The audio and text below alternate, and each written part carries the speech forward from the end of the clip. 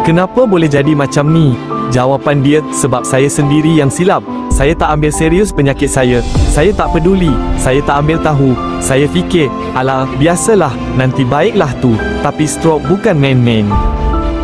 Doktor cakap, punca utama strok saya, kencing manis dan tekanan darah tinggi. Saya tak jaga gula dalam darah, saya tak makan ubat ikut masa, saya sendiri yang cari penyakit. Saya dah belajar dari kesilapan ni, sekarang saya jaga pemakanan, saya buat fisioterapi, saya ambil tahu semua pasal strok dan saya nak pesan dekat anda semua. Bila serangan kedua, ketiga, saya masih lalai dan bila sampai serangan keempat, baru saya tersedar strok ni bukan gurauan. Strok boleh buat hidup kita hancur, boleh lumpuhkan anggota badan, boleh buat kita hilang keyakinan diri. Kenapa boleh jadi macam ni? Jawapan dia, sebab saya sendiri yang silap. Saya tak ambil serius penyakit saya. Saya tak peduli. Saya tak ambil tahu. Saya fikir, alah, biasalah, nanti baiklah tu. Tapi strok bukan main-main. Saya kongsi ni bukan untuk minta simpati, tapi supaya orang lain tak ulangi kesilapan yang si buat.